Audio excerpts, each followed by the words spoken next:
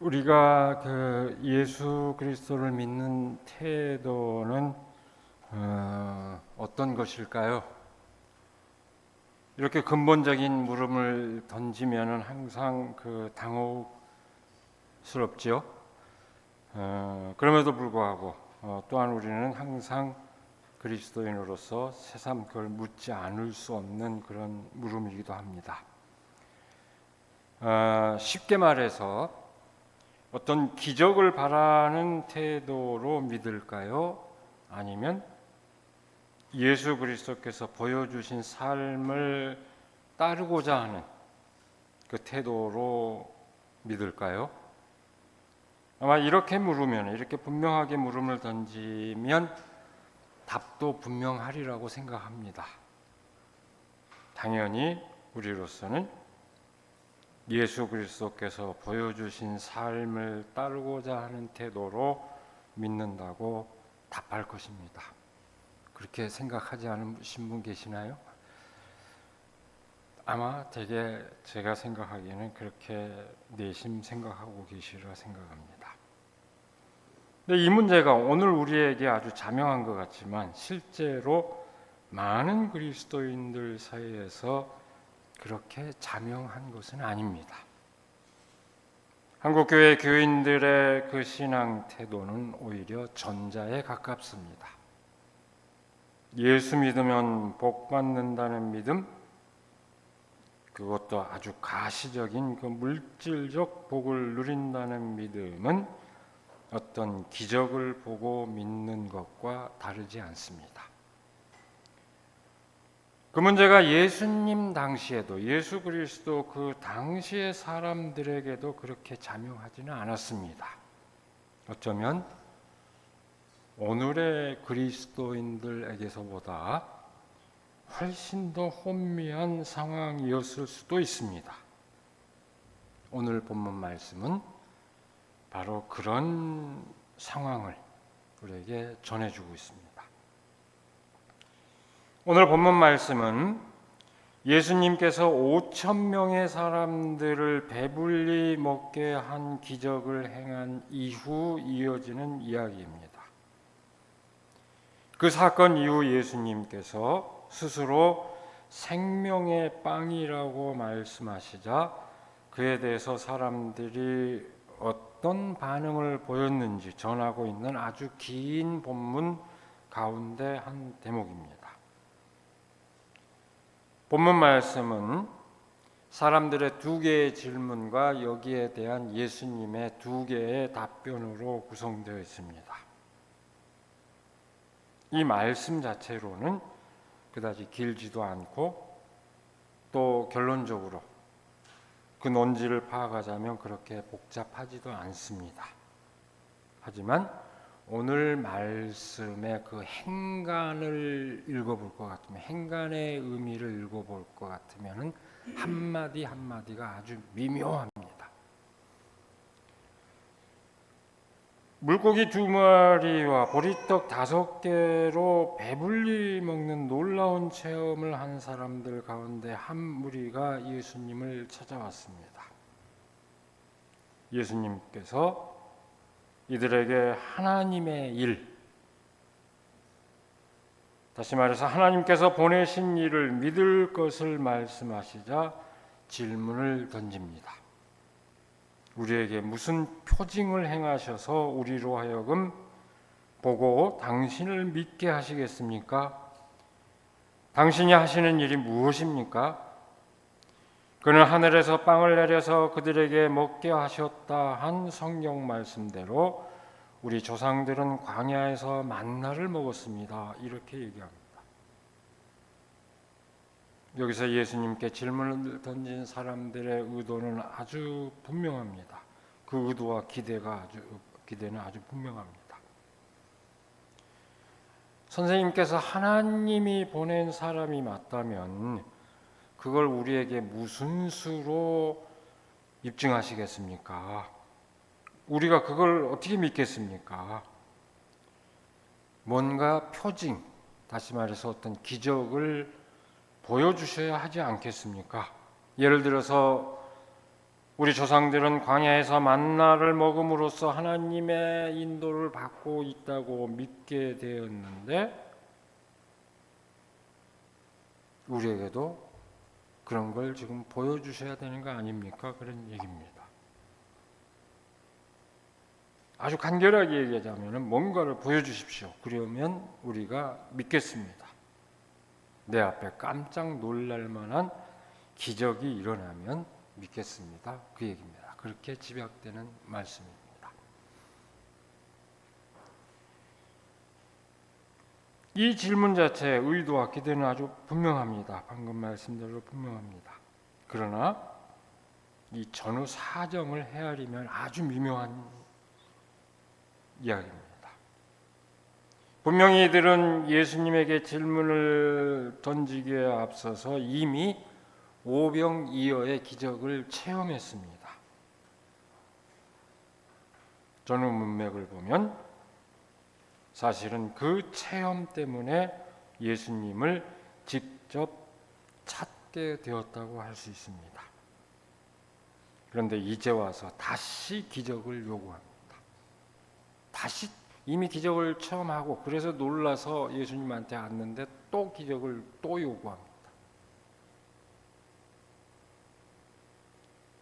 그래서 요한복음은 본문 말씀 바로 앞에서 예수님의 말씀을 통해서 그 상황을 해명하고 있습니다. 너희가 나를 찾는 것은 표징을 보았기 때문이 아니라 빵을 먹고 배가 불렀기 때문이다.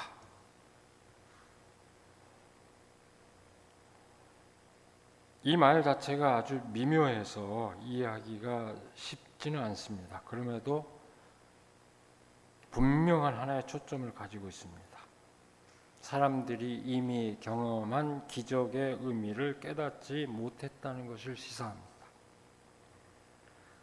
그 기적을 통해서 예수 그리스도께서 보여주신 나눔의 삶을 깨달은 것이 아니라 그저 1차원적으로 자기 배부른 것만 느끼고 있다는 것을 뜻합니다. 이것이 의미하는 바가 뭘까요? 한마디로 잘라 얘기하면 기적의 무용성을 얘기합니다. 더 정확하게 말하면 기적을 보고 믿겠다는 신앙의 무용성입니다. 이 부질없는 것이다 하는 얘기입니다. 그렇게 놀라운 일만 추구하는 신앙의 삶을 변화시키는 어떤 깨달음이나 만족감이 있을 수 없다는 것을 뜻합니다. 오늘 한국교회에서 많은 사람들이 성령 충만을 외치지만 결코 성령 충만하지 않은 것과 마찬가지입니다. 그 의미는 이어지는 예수님의 답변에서 더 분명해집니다. 내가 진정으로 너희에게 말한다. 하늘에서 너희에게 빵을 내려다 주신 이는 모세가 아니다. 하늘에서 참빵을 너희에게 주시는 분은 내 아버지시다. 하나님의 빵은 하늘에서 내려와 세상에 생명을 주는 것이다. 이 말은 사람들이 자기 조상들이 광야에서 만나를 먹은 것과 같은 기적을 보여줄 수 없느냐 하는 그 요구에 대한 예수님의 답변인데 이 말도 아주 미묘합니다.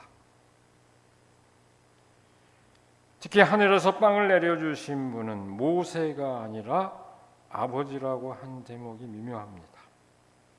여러 해석의 가능성이 있지만 이 전반적인 맥락에서 볼 것 같으면 과거 조상들의 지도자였던 모세를 통해 보여주신 그 기적의 의미를 부인하지는 않지만 그것의 불완전성을 시사하는 말씀입니다.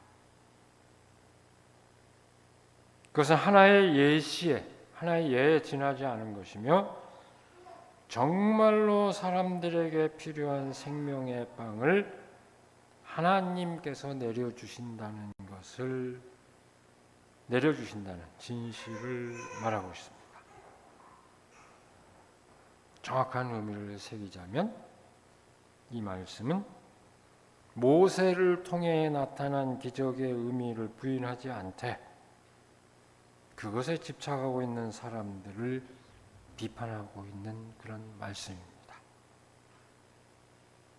만나의 기적 그 자체를 부정하지 않는다는 점에서 예수님께서는 하나님께서 당신의 백성을 사랑하는 표징으로서 만나의 기적이 지니는 의미를 일차적으로 부정하지는 않습니다. 그러나 모세가 아니라 하나님이 생명의 양식을 내린다고 말함으로써 그 기적 현상에 집착하는 사람들의 시야를 그 기적 현상에서 하늘에서 내려오는 참된 양식으로 눈길을 돌리게 만듭니다.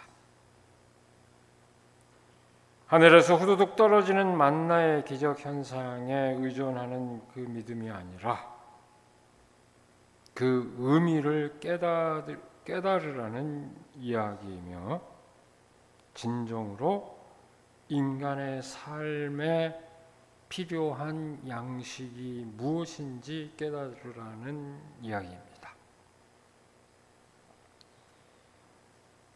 지금 이 이야기를 들은 사람들은 아주 진지합니다.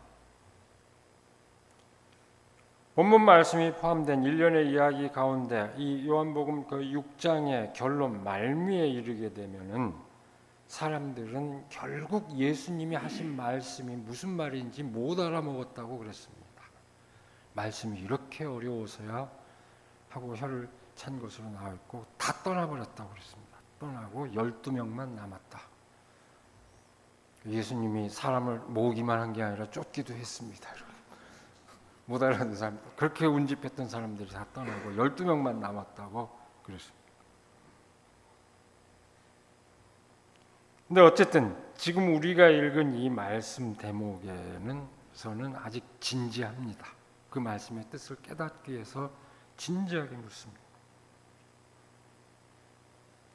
그래서 사람들은 예수님께 단도직입적으로 요청합니다.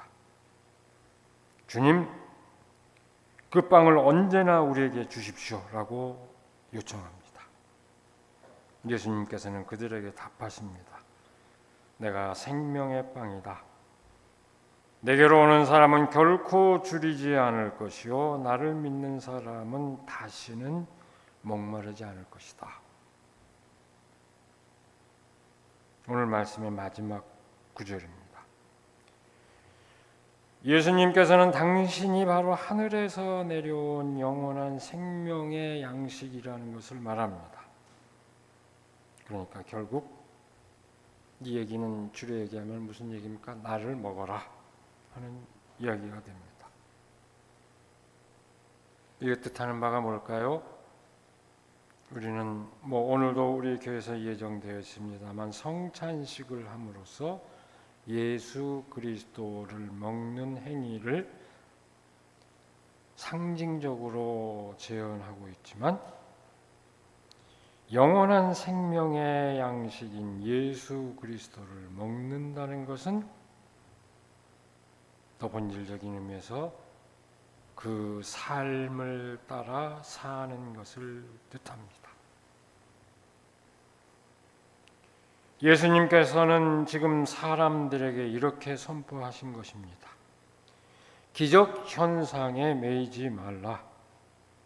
그것에 매달린 사람들을 그 사람들의 삶의 변화를 나는 본 적이 없다. 나를 보고 믿어라. 나를 보고 믿어라. 제발 기적을 보고 믿으려고 하지 말고 나를 보고 믿어라. 예수님이 그 얘기하잖아요. 그 하나님의 능력을 증명해보라는 바리새인들의 요구 앞에서 또 요나의 기적 외에는 너희들에게 보여줄 기적이 없다고 얘기하잖아요. 그렇게 오늘 본문 말씀에도 분명히 그렇게 얘기하십니다.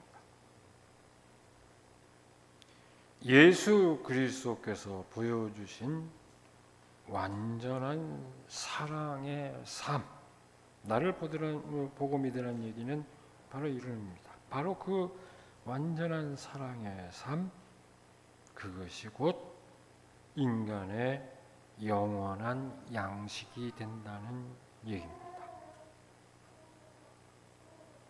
그것을 양식으로 삼는다는 것은 무슨 기적을 보고 부안해동하고 무슨 교리를 줄줄 외우면서 맹신하는 것과는 상관없습니다. 예수 그리스도의 그 삶을 온전히 따라서 사는 것을 뜻합니다. 그러나 다시 한번 확인하지만 사람들은 예수님의 그 말씀의 뜻을 알아듣지 못했습니다. 결국 사람들이 다 떠나가고 12명만 남았다고 요한복음 6장 66절은 분명하게 얘기하고 있습니다. 오늘 본문 말씀에 곧바로 이어지는 대목에서도 예수님께서는 그 현실을 딱 꼬집고 있습니다. 6장 36절은 이렇게 얘기합니다. 그러나 내가 이미 말한 대로 너희는 나를 보고도 믿지 않는다. 그 온전한 사랑의 삶을 이렇게 보여주고 있는데도 너희는 나를 보고도 믿지 않는다고 6장 36절에서 그렇게 얘기하십니다. 오늘 본문 말씀은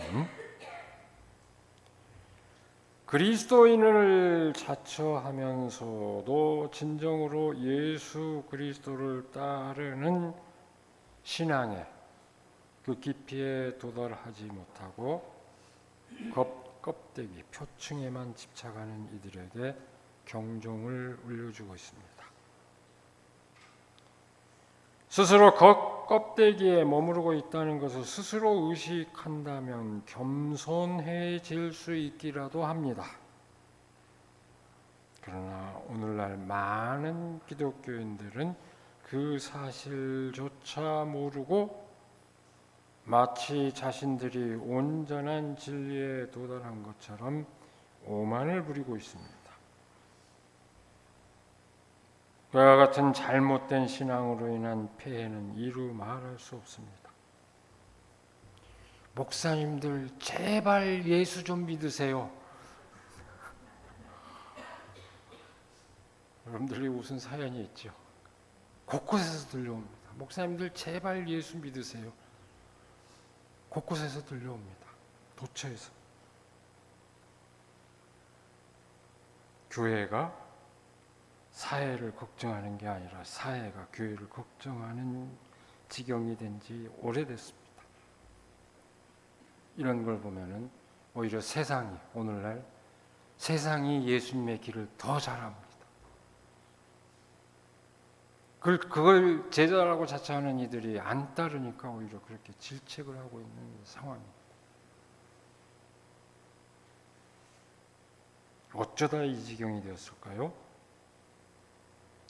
환대와 사랑의 복음을 배제와 혐오의 독설로 변질시켜 버렸기 때문입니다.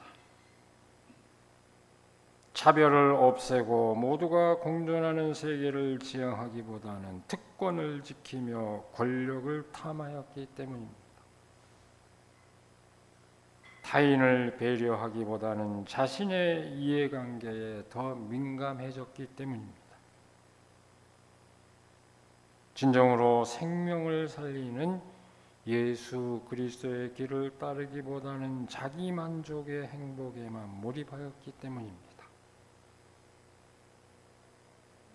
하늘의 양식을 갈망하고 그것을 누리는 사람들이 그렇게 째째해서야 되겠습니까? 세상 사람들을 하늘의 삶으로 인도하는 것이 마땅하거늘 오히려 지탄을 받아서야 되겠습니까? 예수님께서는 아주 분명하게 선포하십니다. 내가 생명의 빵이다. 내게로 오는 사람은 결코 줄이지 않을 것이요 나를 믿는 사람은 다시는 목마르지 않을 것이다. 여러분, 이 말씀의 의미를 깊이 새기며 깨닫기를 바랍니다. 믿음의 아주 깊은 차원에서, 삶의 깊은 차원에서 예수 그리스도를 만나시기를 바랍니다. 그리고 바로 그분의 삶을 따라가는 우리 모두가 되기를 이 시간에 간절히 기원합니다. 네. 기도하겠습니다. 우리에게 복된 날을 허락하여 주시고 또 말씀을 음미함으로써 예수께서 우리에게 보여주신 그 삶의 의미를 다시 새기게 하여 주시는 그 의미를, 그 은혜를 감사드립니다. 하나님, 우리가 진정으로 예수 그리스도를 믿을 때에 그 삶을, 예수님께서 보여주신 온전한 사랑의 삶을 이루기 위해서 애쓰게 하여 주시옵소서. 그것이 예수 그리스도의 제자로서 온전한 삶이며 그것이 하늘의 양식을 누리는 것임을 우리가 깨닫게 하여 주시옵소서. 그 믿음과 그 삶으로 세상에 목마르지 않고 배고프지 아니한 그 양식을 함께 나누는 저희가 될 수 있도록 하나님 함께하여 주시옵소서. 예수님의 이름으로 기도드리옵나이다. 아멘.